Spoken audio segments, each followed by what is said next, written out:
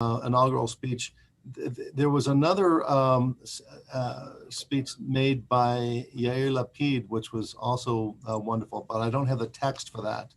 A little review of it is in the New York Times yesterday. Regardless, very encouraging words, and we're so very, very fortunate to have with us this afternoon Itai Divinsky, who is Colorado Shaliach and who is no stranger to Temple Sinai or to Lunch and Learn. On a number of occasions, he's come and he's given us a wonderful explanation, of the electoral process in Israel, at which they've had so much practice over four elections over the last 2 years, which is wonderful, I suppose. Democracy in action. But finally, it looks like there's a solution. There's a new government that's in place, and it's very tentative because it's a very skinny coalition. But who better to give us a walkthrough as to what the situation is? His reaction, personally, I know that as a professional, you can't take sides, but certainly you can give us a little bit of your personal insight, and because it affects you, your family, your loved ones who live in Israel. And so I think your perspective is going to be very cherished by all of us. So as you are sharing with us the situation, the Mitzav in Israel, that too is the study of Torah. So let's say a blessing. Baruch atah Adonai Eloheinu melech haolam asher kiddushanu b'mitzvotav v'tzilanu la'asok b'divrei Torah. Praise you, Adonai, our God, creator of the universe. You've sanctified us with mitzvot, commanded us to engage with words of Torah. And with that, Itai, let's get you so that you can have the floor. Thanks, Rabbi, and good afternoon, everyone. Good afternoon. And it is very, for many Israelis, exciting, for just as many Israelis worrying, the changes.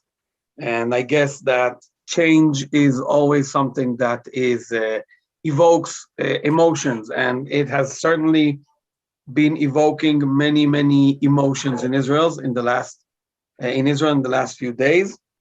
I will try to give you an idea of what this new coalition is and who Naftali Bennett, who right now is the prime minister.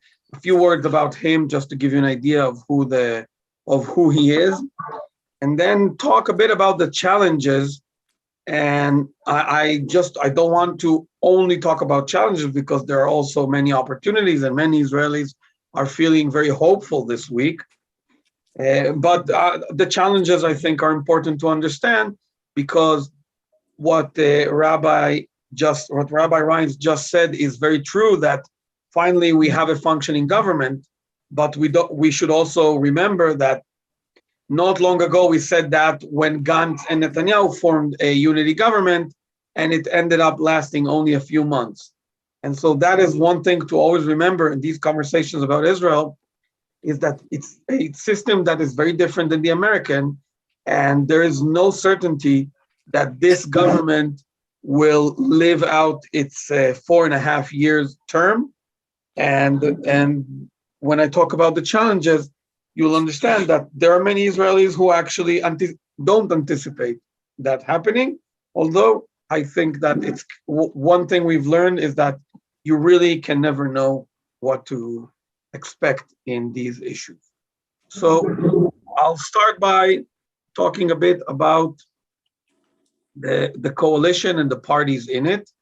So I think we talked about this in one of the other times that I was invited to join you on this Lunch and Learn, but Israel has a parliamentary system. In a parliamentary system, getting the votes in the election is not enough. You need to get a high number of votes. So you have a high number of seats in parliament, the Knesset, but then you also have to form a coalition. You need 61 members of Knesset from different parties, because we have never had a party that had 61 by itself. So you need at least 61 members to vote for your government to be sworn in order to become prime minister and form a government. And so forming the coalition is actually the last step to become prime minister. And this time around was a perfect example.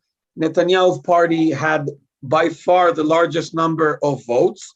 So you would assume Netanyahu becomes prime minister, but he was unable to form a 61 coalition. And so he did not become prime minister. And someone who got much, much, much less votes becomes prime minister. So that's in general about the system to remember. Now, here is a picture. It's not all the members of Knesset who are part of the coalition are represented here. This is a traditional picture the day after swearing in the government. All the people who are going to sit around the government table, which means ministers, or in American language, secretaries and undersecretaries, take a picture with the president. Our still sitting president, Reuven Rivlin, which will also be retiring soon. So who are the parties in this coalition? Why is it even interesting to go into who are the parties? Because this is a unity government. A unity government is when both sides of the political map, both sides of the aisle, decide to join hands and create a coalition together, create a government together, and what we call a power sharing agreement where they share the power. That has happened in the past, but it always happens between two large centrist parties. So it's either the left centrist or right centrist, but it's usually the big parties that are not at the edges of the political spectrum. What we are seeing this time is small parties that are on the edges of the political spectrum come together to join a coalition. So this coalition has parties on the, I wouldn't say extreme, but I would say on the right side of the political map, on the left side of the political map, and in the center. So the parties on the right side of the political map are Yamina, led by Naftali Bennett, and Tikva Hadasha, led by Gideon Sa'ar, two politicians that are well to the right of Netanyahu. So this is something important to remember. They are well to the right of Netanyahu. They have attacked Netanyahu from the right politically for years now. And the prime minister right now is Naftali Bennett, who is, as I said, to the right of Netanyahu. On the other side of the political map, we have Meretz and Ha'avoda, Labor, who are on the left of the political map, and they are, again, at the edge or near the edge of the left side of the political spectrum. And we have a large centrist bloc, which is the biggest party of the coalition, actually, Yesh Atid, led by Yair Lapid, which is a center party, and Kahol Lavan, led by Benny Gantz, which we all know from the previous season of Israeli elections, who is also mostly a centrist. So we have 2, 2, and 2, where if you look at the number of members of Knesset, and the two more parties I did not mention are Israel Beitenu, led by Avigdor Lieberman, who is a right-leaning, mostly right-leaning party. So many people count them as more leaning to the right of this coalition, and the Arab party, which I'll talk about in a minute. So what I just described is a very large political spectrum, and it has in it, in any major issues you look at in Israel, whether it's the Palestinians, whether it's public transportation on Shabbat, whether it's reform in the judicial and the Supreme Court, in all of the big hot issues of the day in Israel, there is no agreement in this coalition. For example, you don't have the ultra-Orthodox parties in this coalition, but Ram, the Arab party, is actually a very religious party. And it's a party that is, some say, is Islamist party. So they are a very religious party. And they, for example, made it very clear that legislation that has to do with LGBTQ would not pass under their watch with their votes. So this coalition cannot really agree on any of the big things like peace, like war, like implementing sovereignty, what some people call annexation, all of those big things that are, I would call them maybe the irreversible big geopolitical or even political changes. there will not really be agreement in this coalition. And that's, I think, the most important characteristic of this government. This is not a government that is here to revolutionize or to transform Israel. It's simply not. This is a government that will not do that because it will not be able to reach agreements on those big things.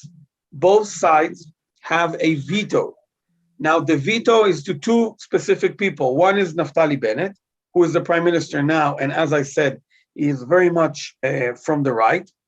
And the other person with the veto power is Yair Lapid, who is a centrist. Now, that does put the left-leaning side of this coalition in an uncomfortable position because they are not sure that the veto power will be used in the way that they would like it to be used every time that is needed. Because Yair Lapid is a centrist and he might not be, his agenda might not be always the same agenda as Meretz and Ha'avodah Labor parties. The reason I say that this is not a coalition that is going to make big changes, that might sound, I don't know, the opposite of hopeful, but actually what they are saying, and my personal opinion is I very much agree with them, is that what this government will do, because it will not focus all day on the divisive, but rather it will focus on what has a wide consensus in the Israeli, with the Israeli people, because that's the only thing they will be able to focus on.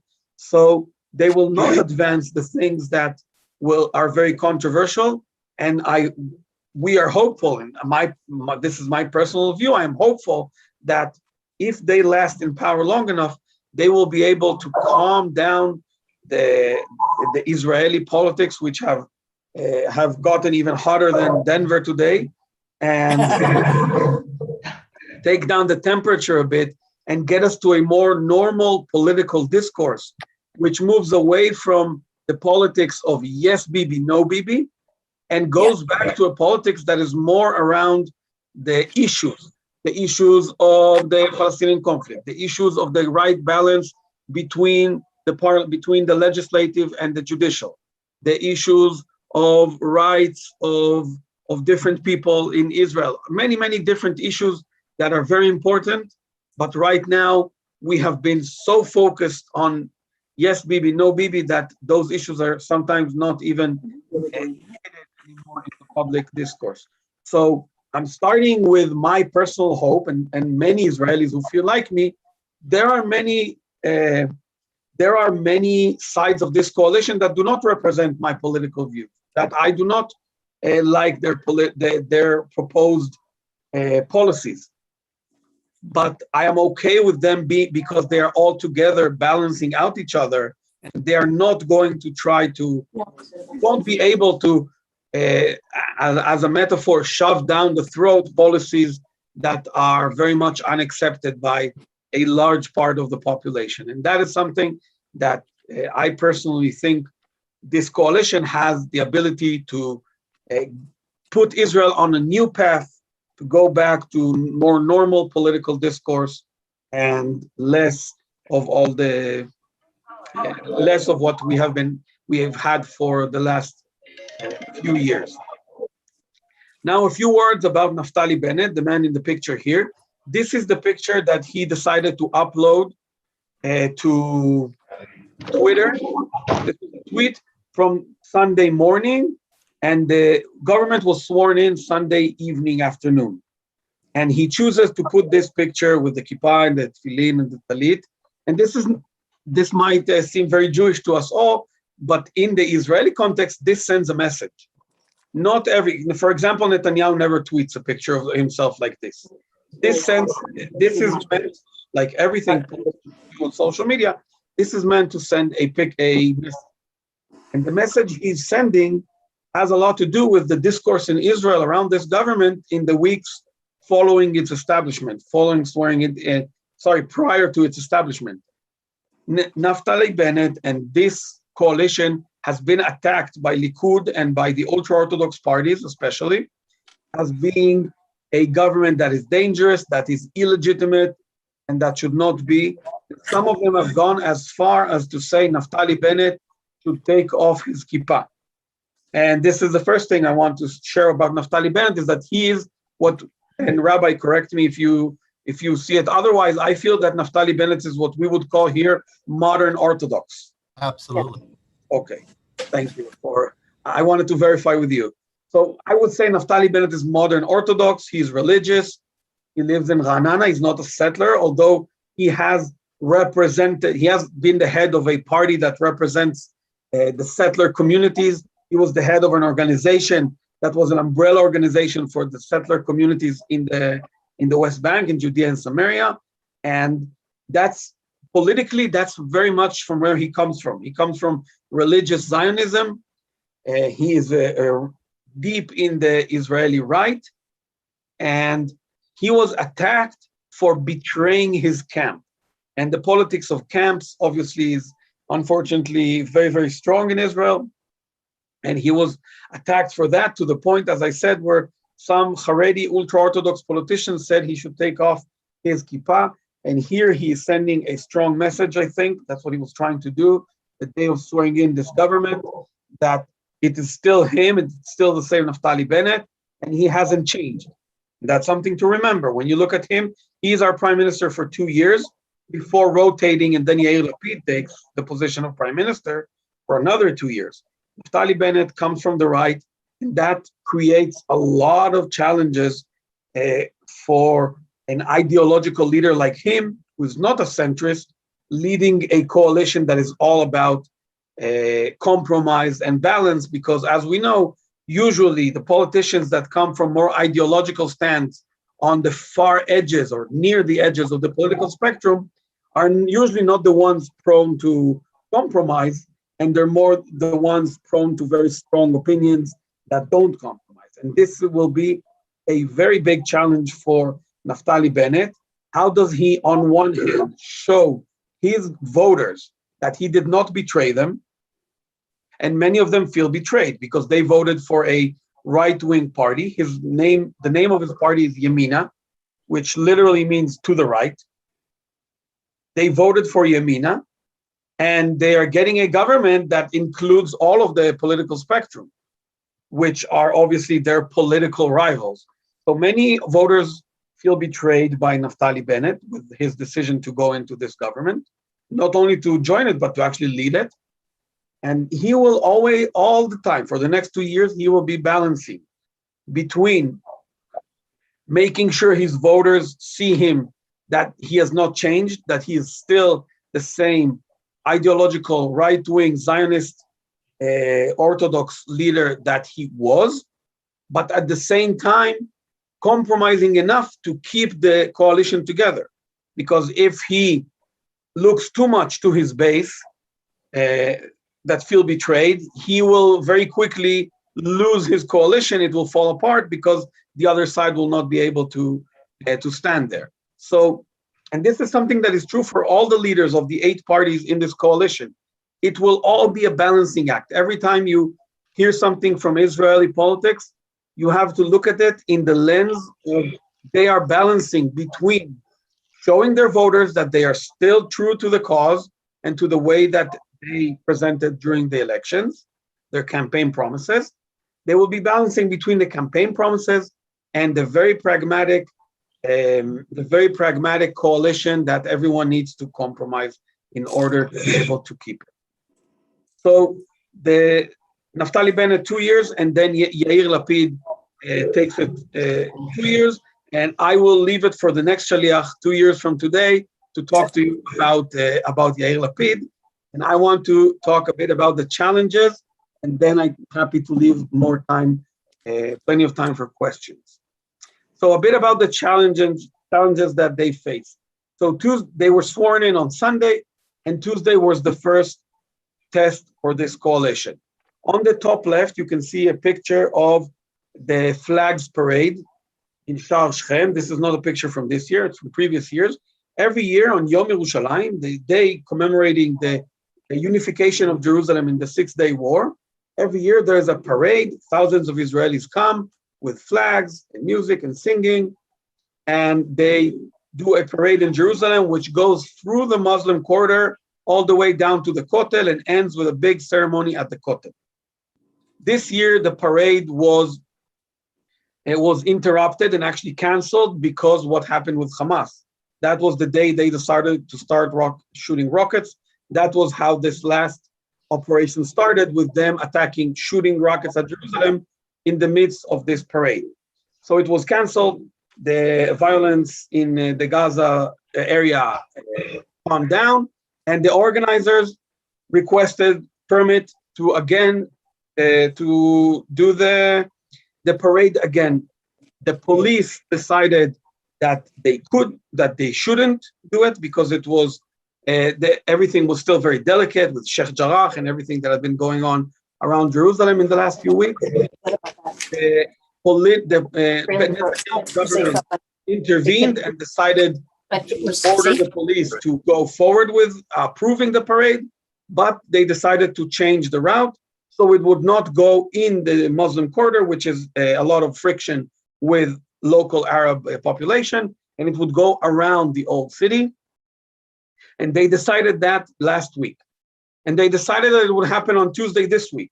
So you can understand that what Netanyahu did was actually leave a hot potato on Bennett's desk. Even before Bennett was sworn in, he already had his first hot potato waiting for him.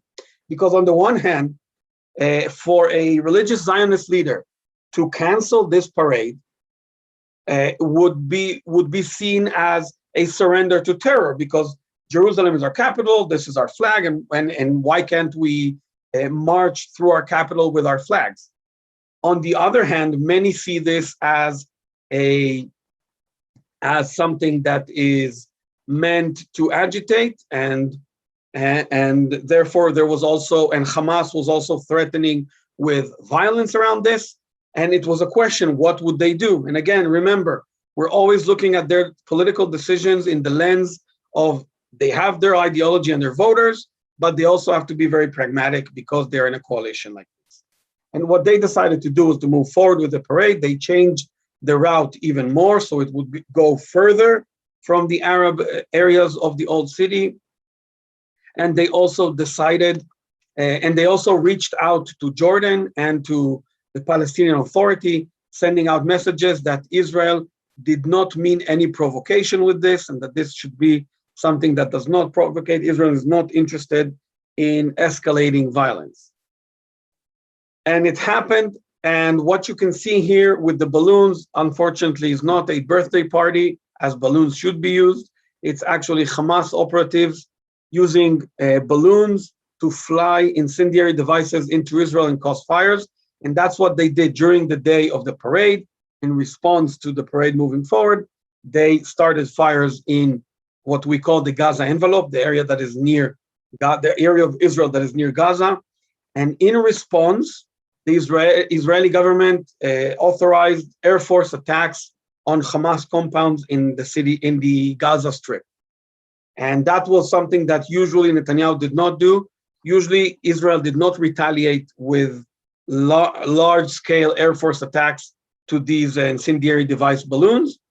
And that was a change in policy where now Naftali Bennett and Benny Gantz, Secretary of Defense and Prime Minister, decided to hype up the reaction, especially trying to make it clear to Hamas that they do not call the shots and they can't attack Israel for having a parade in Jerusalem with flags.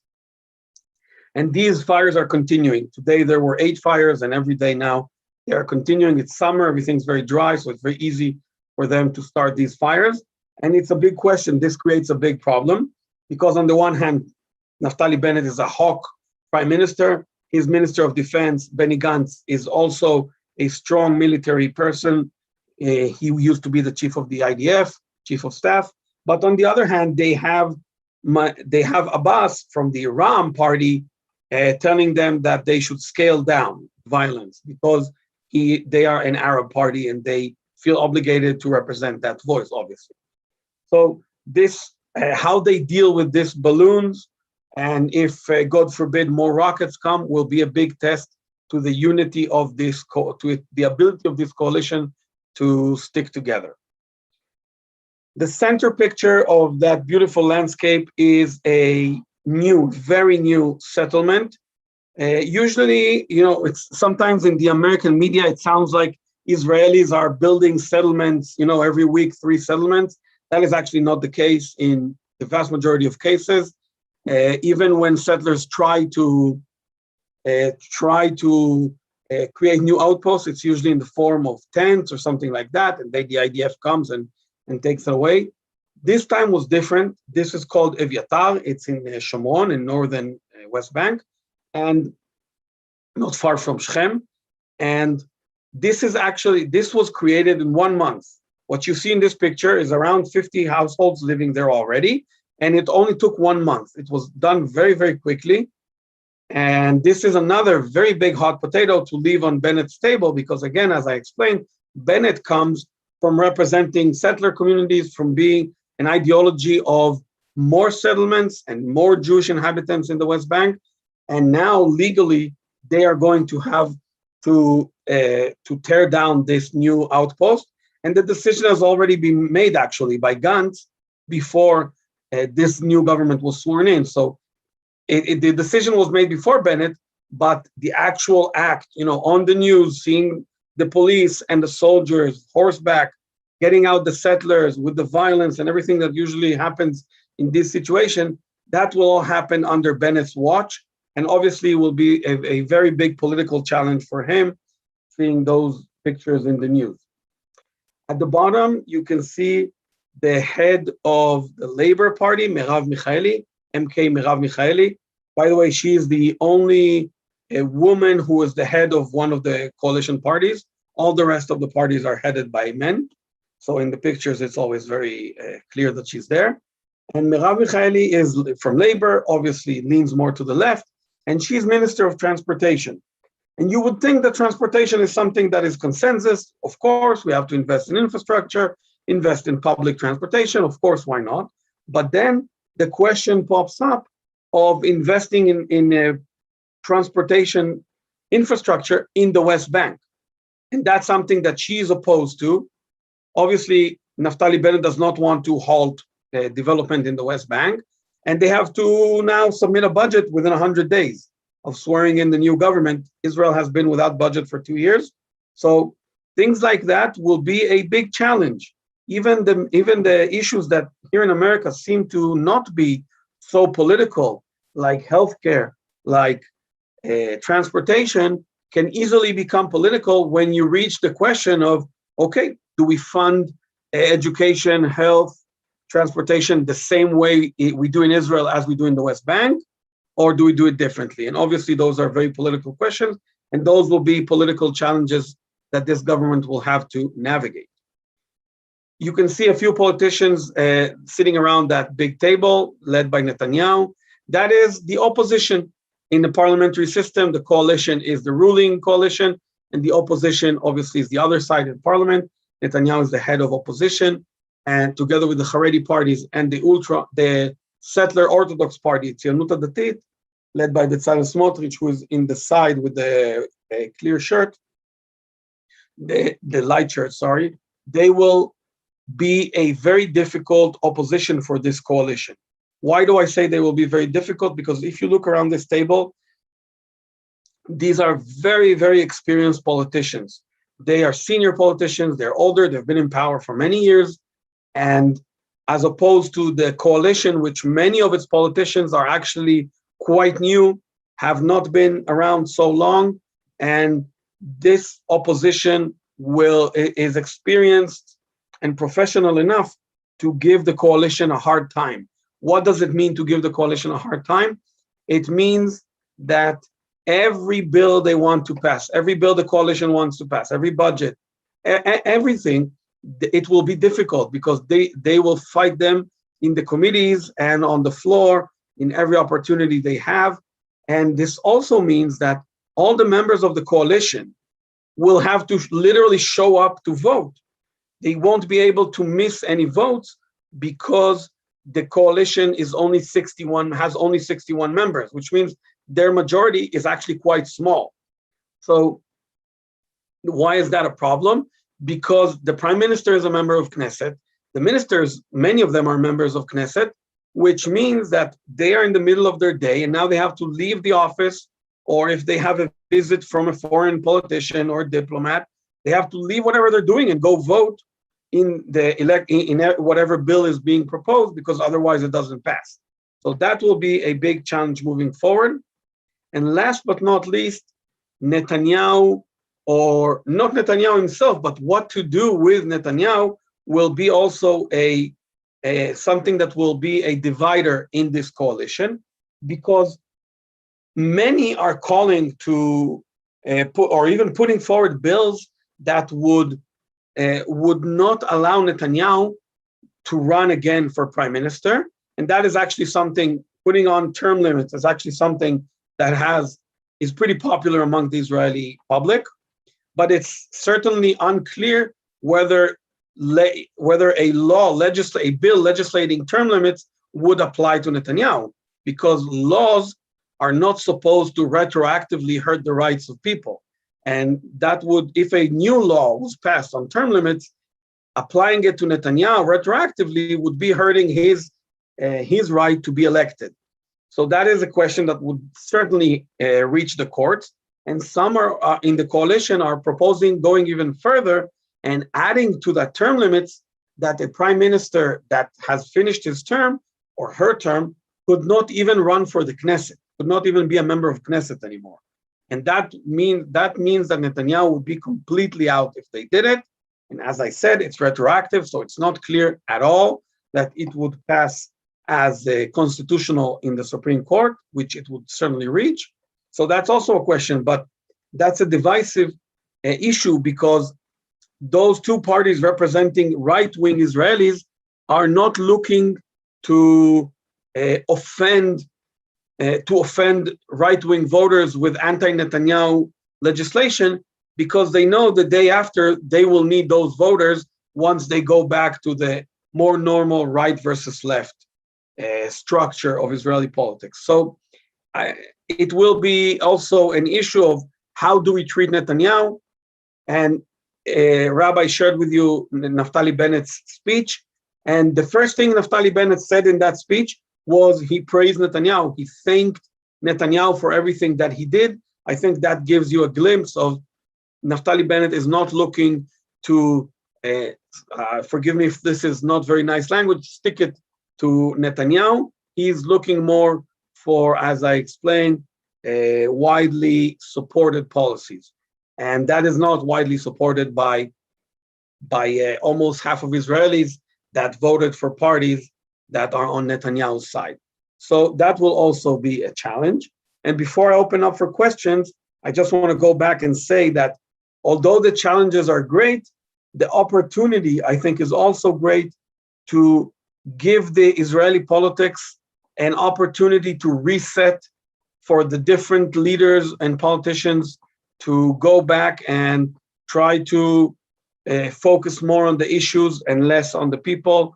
It also might, and this is a might, it's not sure, might give Likud an opportunity to maybe refresh its leadership with younger leaders that might come in place of Netanyahu. And we're already seeing Nir Barkat, former mayor of Jerusalem, high-tech millionaire, very popular person in Israel, had a big event, 5,000 Likud activists in a ballroom.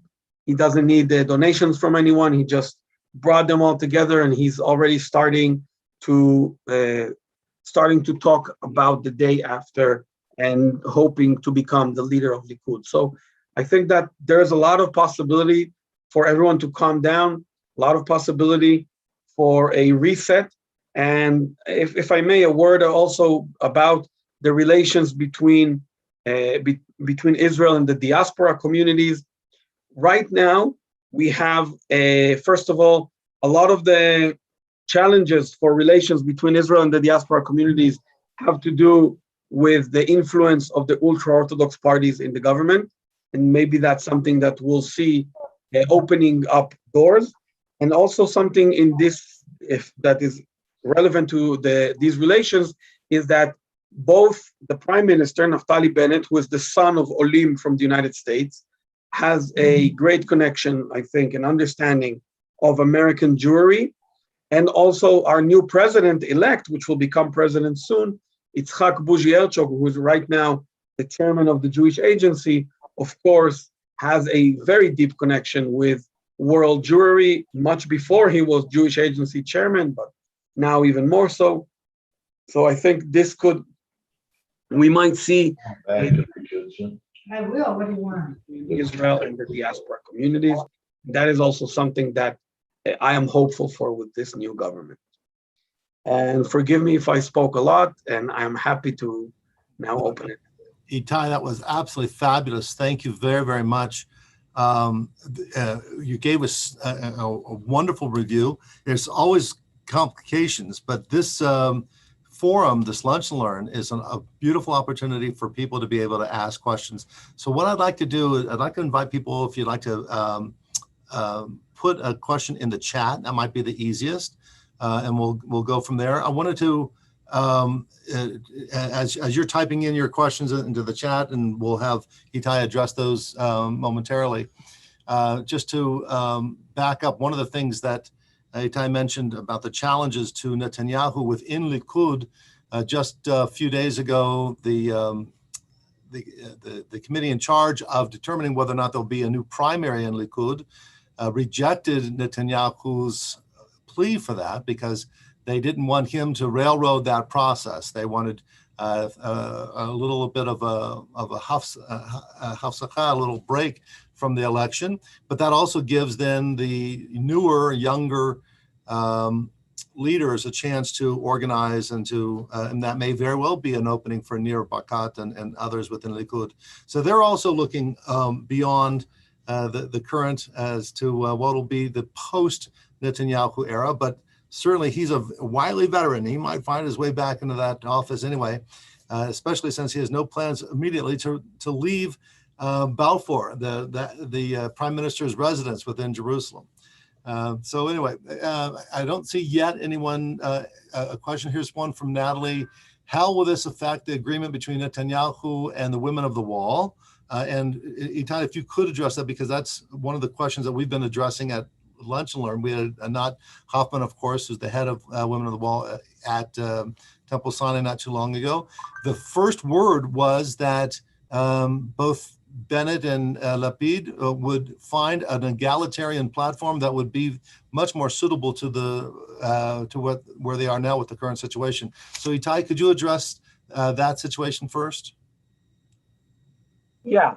So here, I think this is the what we call the Kotel agreement, which I think was seen as wider than just Women of the Wall. The agreement reached between Netanyahu, American Jewish leaders, and negotiated by Jewish Agency chair. That agreement, Netanyahu was supported and actually started implementation. And once it got to the real things that mattered, it stopped. Why did it stop? Because Orthodox, everyone assumes it's ultra-Orthodox, but what I actually heard, and this might not be true, I can't say because it's all in the rooms, behind the curtains, but what I heard was actually not the ultra-Orthodox pressure that stopped this agreement from moving forward a few years ago. It was actually Orthodox, what we call today Chardali, which is Zionist religious, but halachically closer to Haredi. So it's maybe a Haredi Zionist. I'm not exactly sure what the right term would be, but halachically very closer to ultra-Orthodox. And it's still unclear. Now, I talked about those attacks from the ultra-Orthodox, from the Haredi parties against Bennett. One of the talking points where they attacked him was, in fact, that he would open up the Kotel and all of that. Now, the fact that they attacked him on it does not mean that it's happening tomorrow morning, because they are saying a lot of things. They're saying it's the end of Israel as a Jewish state, the Jewish identity of the state. So they are attacking him on many things, but as in politics, that doesn't necessarily mean that he's going to run and do everything. And I want to remind you that this coalition will have a hard time doing anything that is very controversial. So if they're able to reach some kind of agreement that is that people can live with, it could go. But Bennett has made it clear that although there are no ultra-Orthodox members of Knesset in this coalition, he would represent them and he would take care of their interests. And he said, this is not a government that is here to hurt anyone. It's only a government that is here to represent and help everyone. So I think time will tell. I am pretty sure that Bennett himself is a pragmatist and would be able and willing to find a compromise around the Kotel. But on the other hand, he might be pushed, him and Sar, those two parties which are right-leaning, might be pushed by their constituencies or their potential future constituencies to not move forward with big compromises in that area that has to do with which is very important to many religious Israeli voters. So we don't have any very clear way to know where this is going. I would not assume that we're going to see revolutions around it, but there might very well be some progress made. I think to the point of the fragility of the coalition, especially considering some of the opening up of the rights to those who are not ultra-Orthodox and more egalitarian practices. We've had a couple of questions about how easy it will be then for this coalition to fail. You had mentioned that if someone doesn't show up in that coalition, or two people, then they're only at 59 votes or so, and they could have a vote of no confidence pass relatively quickly. Or is there are there some safeguards against that? That's a good question. So yes and no. If there is one bill that if they don't manage to pass, the government dissolves, and that is the budget. Like any government, their main function is to pass a budget. If they're not able to pass a budget, then the government dissolves. And that is why one of the first things they are doing is actually changing the law. So they don't have 3 months to pass a budget, but they actually have 6 months. So they are already, we see that they're worried about being able to pass a budget. And I talked about the challenges. So they are already worried and they are giving themselves extra time even before they started trying. As for vote of no confidence, it used to be very easy. With a majority in a vote of no confidence, you could dissolve a government. But because it was too easy, a change was made. And the only way to dissolve a government is a majority in a vote of no confidence, but also a majority for an alternative candidate. So you can't just say, let's go to election. No, you have to present a candidate that has more than 61 members of Knesset who would sign. And that is not something that the opposition has, because the opposition is made up of Likud plus Haredi plus Settler Party, which is very homogeneous and get along great. But the other side of the opposition is the Arab parties, the joint list. And obviously they would not support Netanyahu as a candidate. So they wouldn't be able, unless one or two parties shifts and across the lines, they would not be able to dissolve the government with a simple vote. That's at least somewhat reassuring. One of the questions that we had, this is from Marshall Tobin, asked about the consequences of the legal proceedings against Benjamin Netanyahu. And I know that they had been toying with the idea of some legislation that if you are under an indictment, et cetera, that you can't serve as prime minister. I don't know where that legislation ended up. And what is the process now in the courts with the former prime minister? So Netanyahu's right now in the courts, he's under trial. There's witnesses being called, there's deliberations, and now he'll actually have more time to be present because he's not prime minister anymore. Now, the fact that he was prime minister did not stop anyone from indicting and actually starting a trial. You know, in Israel, the prime minister can be, even we had a president that was sent to jail before ending his term. So the prime minister can certainly be indicted and found guilty, and then he would have to resign. Now, the issue is that he doesn't have to resign from being a member of Knesset, but he doesn't have immunity either. So this doesn't, technically, legally, this doesn't really change anything for him if he's prime minister or not. But it does change very much in the public court, in the public opinion, social media, the media, because when Prime Minister Netanyahu versus Benjamin Netanyahu is on trial, of course, it puts a different position. It puts him in a different position.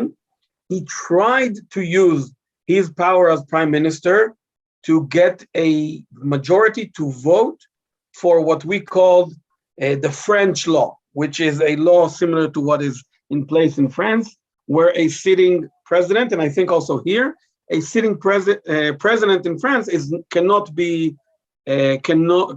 stand trial, cannot be indicted, only after he finishes. So he did try to wield a majority in Knesset for a law like this, but even when he was in power, even when he had a coalition, he wasn't able to get that majority because every time he tried, some group of and even Likud members were not willing to go along with it. So he was not able to pass a law like that, and now there won't be. From the other side, there is talk about putting in place legislation that would say you cannot become prime minister if you are indicted, if you are undergoing trial. And the way the law is right now, if a minister is indicted, that minister has to resign.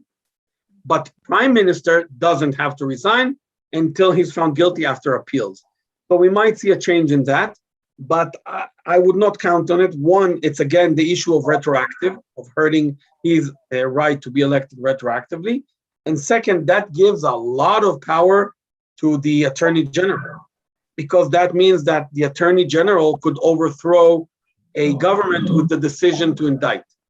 And that was the logic behind deciding that the prime minister doesn't have to resign, because that would give an enormous amount of power to a non-elected official in a democracy to overthrow a government. And that is why the prime minister doesn't have to resign. So there's a lot of logic behind it, a lot of sechel yashar, and it makes sense. And I'm not sure that they will be changing it anytime soon.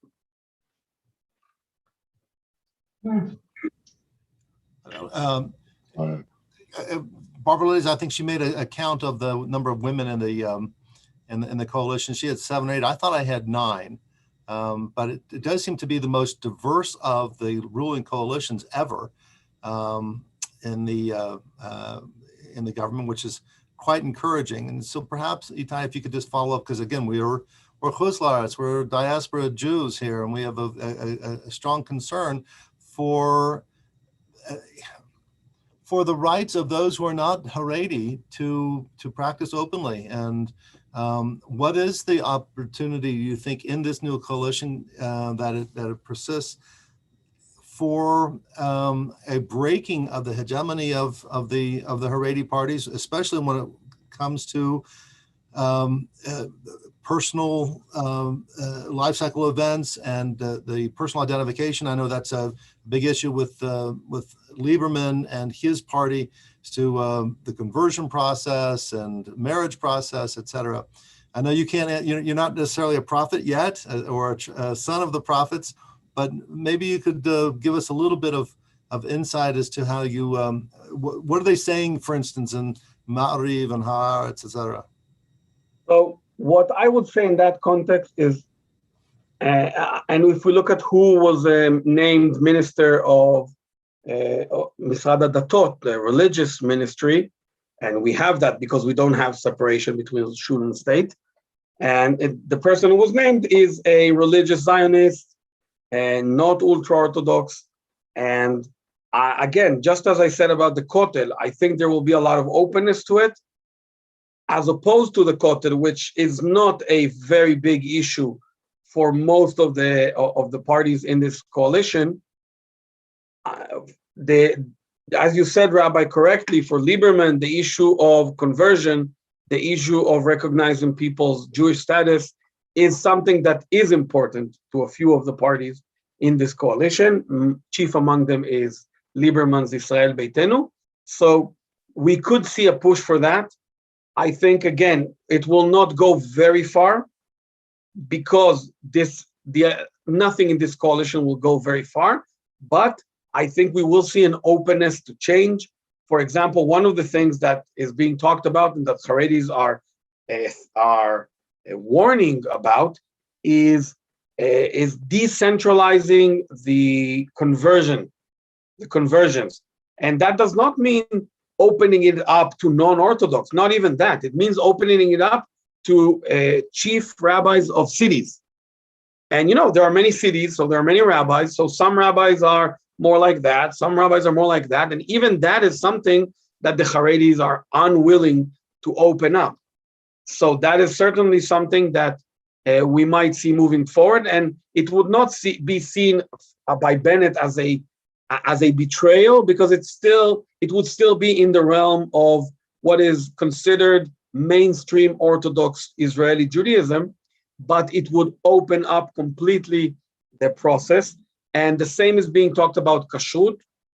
Kashrut in Israel is completely controlled by the Rabbanut, which is ultra-Orthodox, and that is something that I think there is a lot of openness in this coalition to try to change that. That would even affect the cost of living, because this very specific kashrut with no competition in the kashrut sector makes it more expensive, and this could drive prices down. So opening it up. So I think in the Kotel, I'm having a harder time seeing big advancements because it's so near and dear to many people. I think in the kashrut it might be it might be easier, and the giyur, the conversion, somewhere in the middle. Very good. Thank you. I just said, Yoni Buckman, thank you for putting it in the chat. There are 9 women in the coalition. I thought there was like 15 men or something like that, but still, it's a wonderful vision. We have someone who's obviously from the Arab Party represented, and I think there's an Ethiopian Jew. There's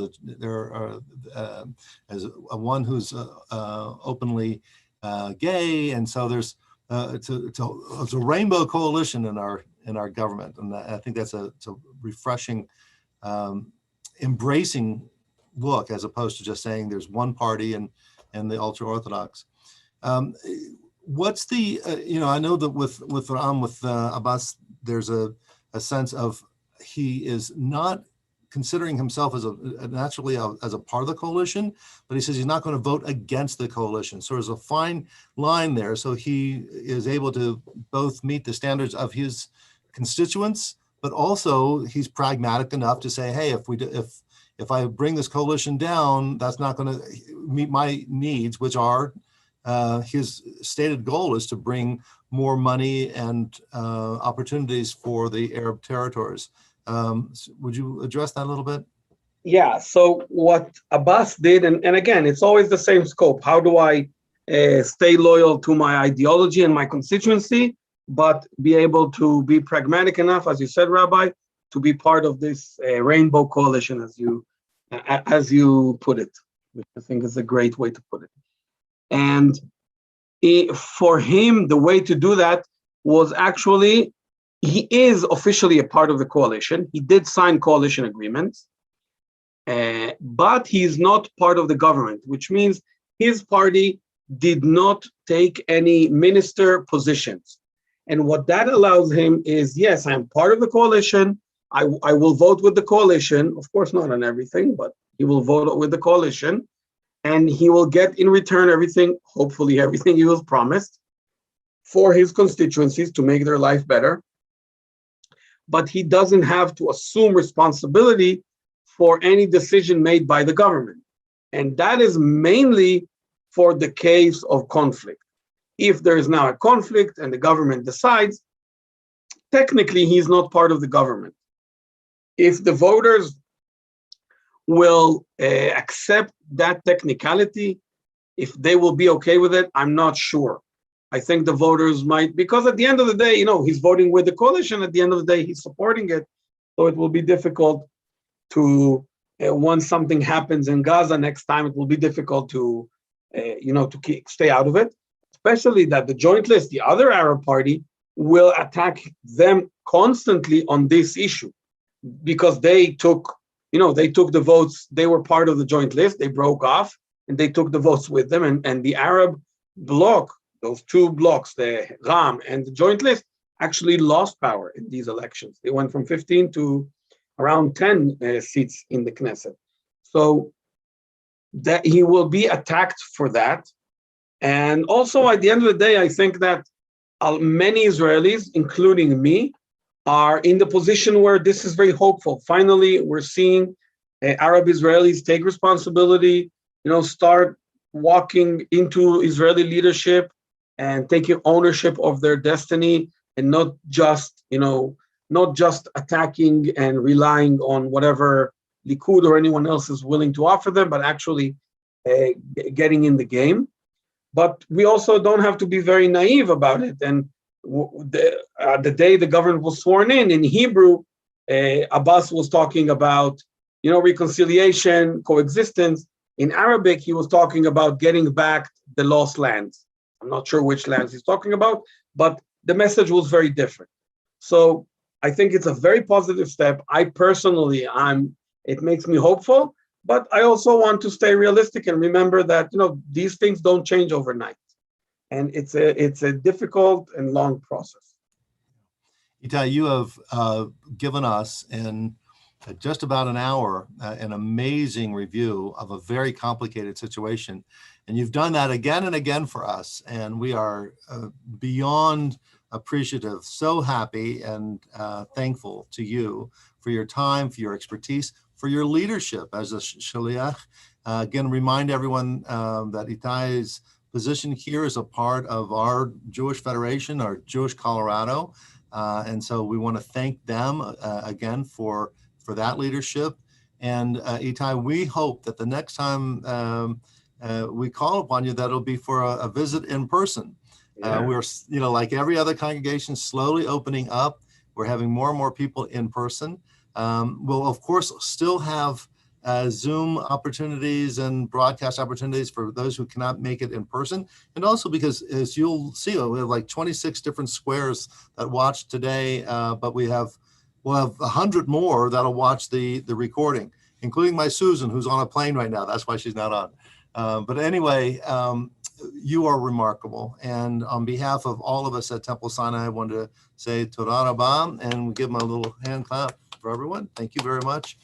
And thank you for all that you do. And with that, we will conclude today's Lunch and Learn. And I'll wish everyone a cool, joyous, safe day to beat the heat. Tomorrow we have services at 6 p.m. at Temple Sinai and the Zwarin Sanctuary. Also on Shabbat morning at 9 a.m. So I look forward to seeing all of you soon, if not in person, then on this little screen right here as well. Thank you for inviting me, and thank you for listening, everyone. Oh, you're the best. Thank you, Itai. Thank you for being here.